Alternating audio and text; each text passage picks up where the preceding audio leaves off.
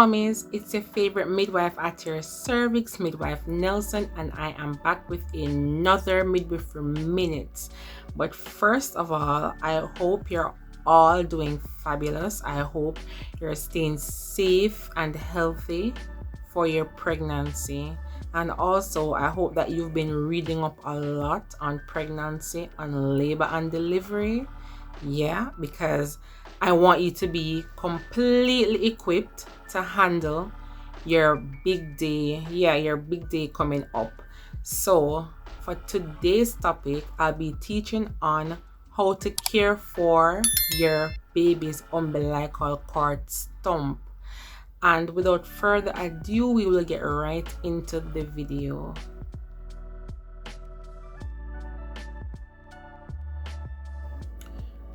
What is the umbilical cord stump? So normally when the baby is in the uterus or the womb, the baby is attached to the placenta by the umbilical cord, and the umbilical cord normally passes oxygen and nutrients to your baby. When the baby is born, there is no more need for the umbilical cord, as the baby will be breathing on his own and feeding on his own. So hence, the cord is normally clamped and cut, and about 1 inch is left back attached to the baby, and this normally heals and dries up into the belly button or the navel string.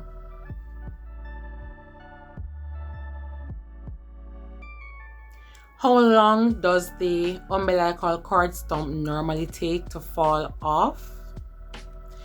Well, the umbilical cord stump normally takes somewhere around 1 to 2 weeks to fall off. But this varies for babies. So your baby's umbilical cord stump may fall off at day 6, while somebody else's baby their umbilical cord stump may fall off at day 13.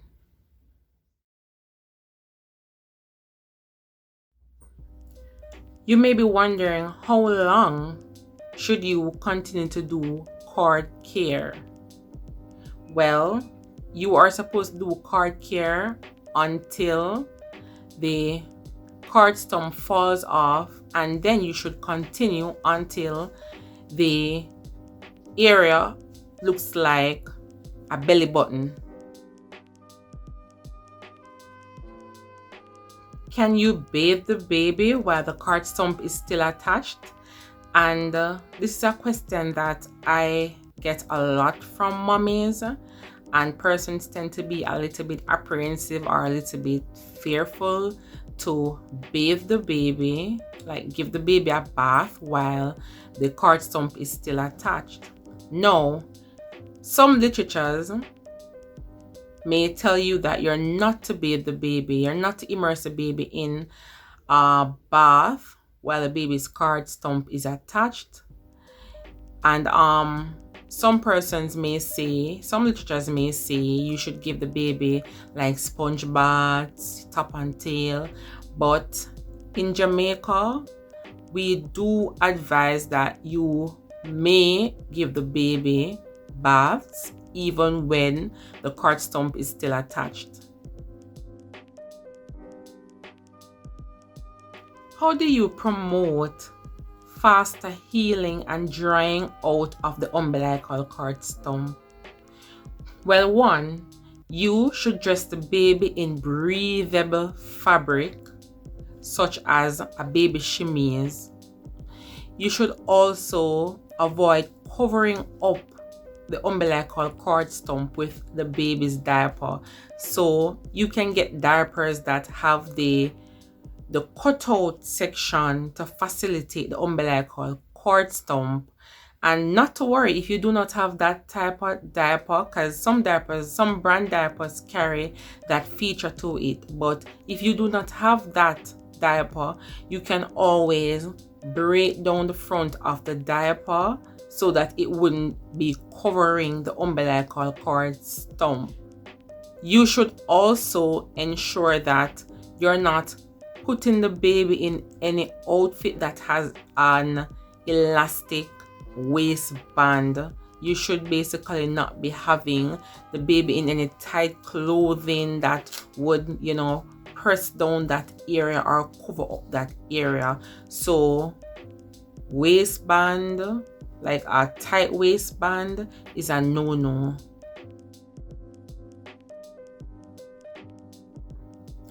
What to do? So you're going to ensure that you do the cord care, or you clean the cord stump after every bath. As discussed previously, you're going to leave the cord stump out, let it get fresh air so that it can heal and dry up as soon as possible.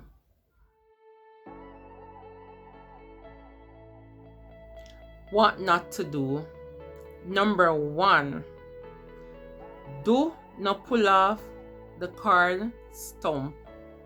You see, even if it is hanging by a thin piece, do not give in to the temptation of pulling it off, because what if it's not healed properly and you pull it off and the baby's umbilical cord stump starts to bleed non-stop? So you do not want to pull it off. You want to wait until it is completely dried and healed and falls off on its own. 2, you do not want to be putting anything on the umbilical cord, such as cow dung, animal poop, anything at all that could mess with the healing process of the umbilical cord stump. Besides, if you put things like cow dung, you can basically let the baby get an infection. Signs that the umbilical cord stump is infected. You may see oozing of pus from the umbilical cord stump. It may smell foul smelling, so that would be one sign that there's an infection. Maybe the baby may end up having a fever. Baby may have poor appetite, be lethargic. There may be redness at the base of the umbilical cord stump. When you touch the area, the base of the umbilical cord stump, the baby may cry, the baby may become very irritable, and you may see where the baby's abdomen become swollen. If you see any of these signs, do not stay home and watch it. You would report to your nearest health center or your pediatrician so they can assist you.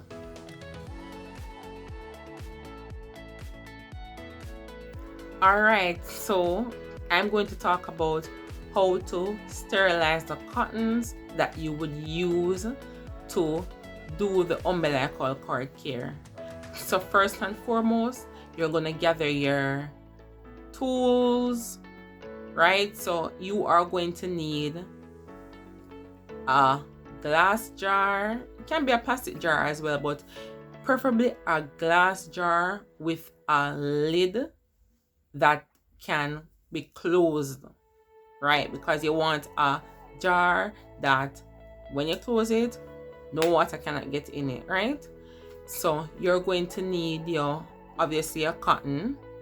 You're going to need a pot that's big enough to hold your jar in, right?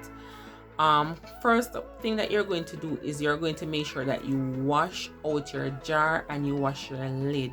You're going to put it down and let it drip dry. When that is done, when that drip dry, you're going to take that jar and you're going to put it in the pot. You're going to put some water in the pot, about 3/4 of the pot.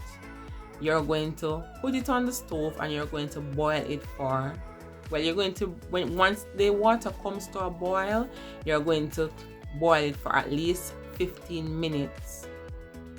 You're going to take that out of the water and you're going to put it down and allow it to drip dry.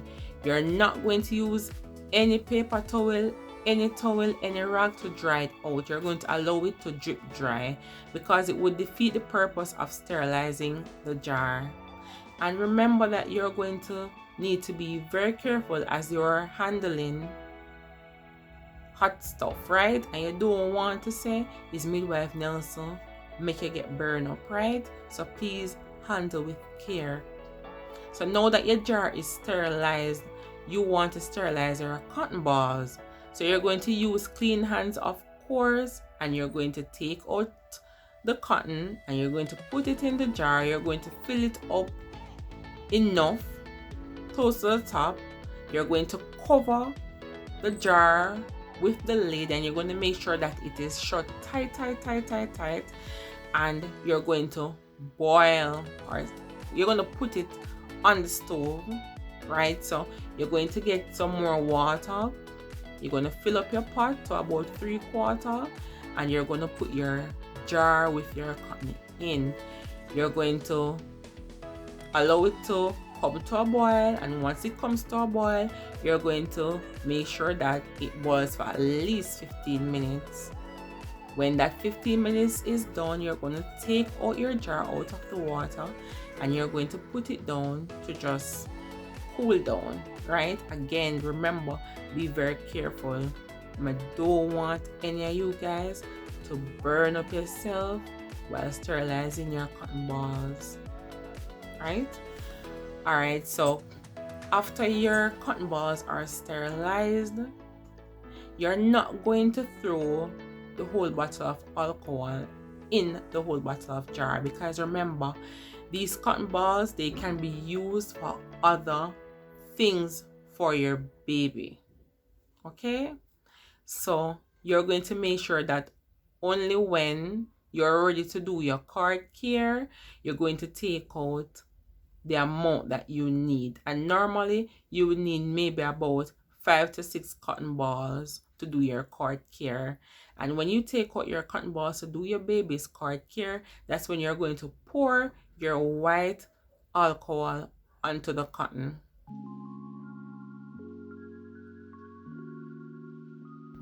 First of all, we're going to take about 5 to 6 cotton balls and we are going to pour our white alcohol on it. Then we are going to be cleaning the base now. So you see, go right around, get all the gunk from the base and then discard off that cotton. You're going to take out another cotton ball and you are going to clean from the base to the cord clamp, not the other way around.